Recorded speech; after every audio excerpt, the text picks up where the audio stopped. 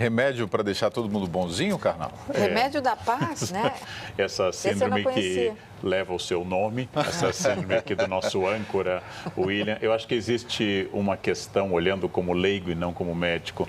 As pessoas estão distraídas, toca Ritalina, as pessoas estão depressivas, toca Prozac, elas não conseguem se acalmar, você dá Rivotril. Eu acho que essas tentativas, que o exemplo maior seria a invenção da lobotomia pelo Dr. Egas Moniz, que ganhou o prêmio Nobel por isso, elas são sempre jogadas para a questão biológica ou cerebral e também essa questão política e cultural tem que ser trazida à tona. É fácil produzir zumbis tolerantes, intoxicando a humanidade de remédios que já estão disponíveis.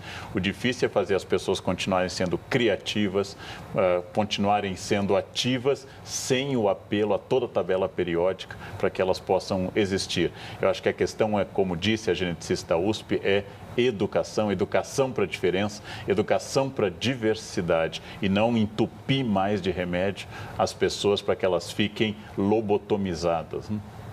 O Marcos Elisieri, não é de hoje que inventam remédios para fazer o controle social. O Oscar de Castro, a convivência é muito difícil, ninguém se cala. É a cultura da felicidade, né? As pessoas querem ser felizes e querem ser felizes o tempo todo. Então, a gente não quer mais ter tolerância nenhuma a nenhum desconforto, a nenhuma infelicidade. Então, os pais não querem ver os seus filhos, os seus adolescentes, ou eles mesmos, os seus parceiros, infelizes ou melancólicos nenhum momento, né? Então, se o seu filho chega em casa triste, ele está deprimido. Então, os pais não querem que seus filhos tenham nenhuma frustração, nenhuma tristeza, nenhuma melancolia.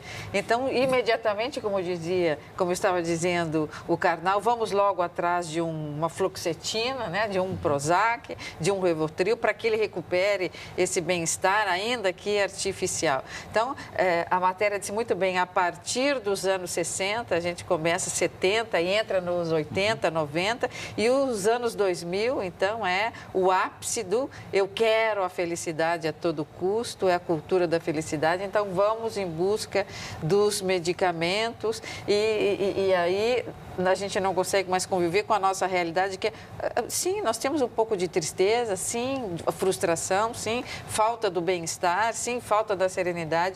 A gente tem que começar a conviver com a falta da tolerância, sim, às vezes ela é necessária, da tristeza, sim, ela aparece, e só entrar com a medicação, né, Karnal, quando de fato a frustração é mesmo intolerável, passa a ser um momento na vida prolongado, que a gente não consegue debelar, passa a ser um transtorno, eu não consigo trabalhar, eu não consigo estudar, não consigo me relacionar. Fora disso, é uma melancolia e o ser humano é melancólico, o ser humano tem suas frustrações, a gente vai ter que aprender a voltar ao estado da normalidade. O Júlio de São Paulo que está dizendo, está nervoso, vai pescar.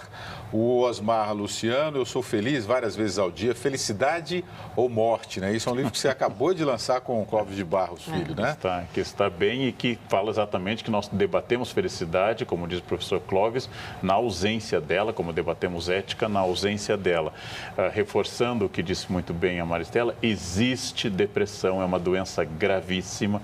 Lendo o livro do Solomon, O Demônio do Meio-Dia, eu me dei conta mais profundamente do que vem a ser a depressão. É uma doença grave, mas nem toda tristeza é depressão.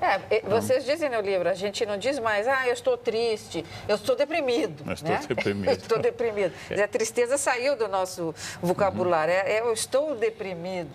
E existe, de fato, déficit de atenção, que exige atenção médica e até medicação, porém, na maior parte das vezes, é a criança suspirando pelo seu videogame e não é déficit de atenção. Então, é preciso um contato profissional e parar com uma coisa que é uma cafonice contemporânea. Todos têm que estar rindo o tempo todo e fazendo kkkk o tempo todo na internet, né? Não é necessário ser feliz 24 horas por dia. De vez em quando, você pode estar um pouquinho mais triste. Chega a ser uma pretensão, a gente diz, eu quero ser feliz, eu quero que meus filhos sejam felizes. Eu chego a achar isso assim um pouquinho pretensioso. Agora, não pode condenar os remédios, os medicamentos, que para muita gente ele traz um alívio, Sim, muita gente para os tem casos doenças. graves, médicos, com acompanhamento médico, que que devem ser muito menores do que os casos simplesmente de prescrição. Quer dizer, nós temos que ter acompanhamento médico para os casos graves. Na maior parte das vezes é aquele debate entre natureza e formação, nature versus nurture, que se diz muito na tradição anglo-saxônica. Na maior parte das vezes não é a natureza biológica das pessoas, mas a formação, a cultura e a sua ideia de educação.